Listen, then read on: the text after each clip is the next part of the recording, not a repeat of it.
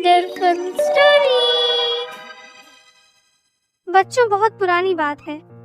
मोहक वन नामक जंगल में एक नदी थी। वहीं किनारे एक जामुन के पेड़ पर एक बंदर रहता था। जामुन के उस पेड़ पर बहुत ही मीठे जामुन आते थे। वहीं नदी में एक मगरमच्छ भी रहता था। एक दिन मगरमच्छ खाना तलाशते हुए पेड़ के पास आया। उसे देख बंदर ने आने का कारण पूछा तो मगरमच्छ अपने आने की वजह बताई। बंदर बोला कि यहाँ बहुत ही मीठे जामुन लगते हैं और उसने कुछ जामुन मगरमच्छ को दिए। इसी कारण उसकी मित्रता मगरमच्छ के साथ हो गई। अब तो रोज वह बंदर उस मगरमच्छ को खाने के लिए मीठे जामुन देता रहता था। मगरमच्छ ने एक दिन कुछ जामुन अपनी पत्नी को भी दिए। उसकी पत्नी मीठे जामुन खाने के बाद बोली कि रोज इतने मीठे फल खाने वाले का दिल भी खूब मीठा होगा।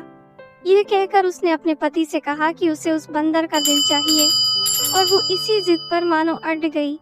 मगरमच्छ उस बंदर को अपना दोस्त मानता था और उसने ऐसा करने से मना किया। नाराज पत्नी नहीं मानी और उसने बीमारी का बहाना किया। कहा कि जब तक बंदर का कलेजा उसे नहीं मिलेगा वो ठीक नहीं हो पाएगी। अब बेचारा मगरमच्छ पत्नी की जिद से मजबूर होकर एक चाल चलता है।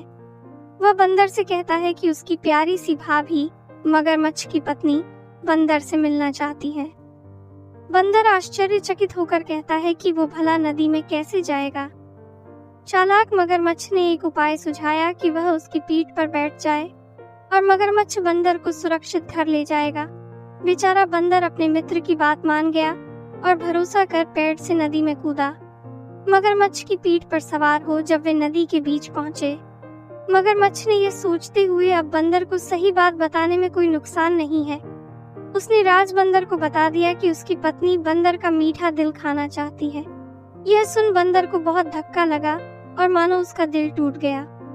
समझदार बंदर ने अपना धैर्य नहीं खोया और तपाक से बोला, अरे मेरे प्यारे दोस्त, तुमने मुझे यह पहले क्यों नहीं बताया? मैंने तो अपना दिल जामुन के पेड़ में लटका रखा है। चलो मुझे वापस नदी के किनारे ले चलो ताकि मैं अपना दिल लाकर अपनी भाभी को खिला सकूं और उनकी इच्छा पूरी कर सकूं। बेवकूफ मगरमच्छ बंदर की बात मान गया और पेड़ की ओर चल पड़ा। जैसे ही नदी किनारे आया, बंदर ने तेजी से जामुन के पेड़ पर छलांग लगाई और क्रोध में बोला, तू मगरमच्छ नहीं गधा है। बेवकूफ, दिल के बिना भी क्या कोई जिंदा रह सकता है? चल यहाँ से, तेरी मेरी दोस्ती समाप्त। अब तुझे जामुन भी नहीं मिलेंगे खाने को। मैं हमेशा ही तुम्हारा भला सोचता रहा और तुम मुझे ही खाने चले थे। कैसी मित्रता है ये तुम्हारी? चले जाओ यहाँ से। मगर अपनी करनी पर बहुत शर्मिंदा हुआ और उसने बंदर से माफी मांगी, लेकिन अब बंदर उसकी बातों में नहीं आने वाला था।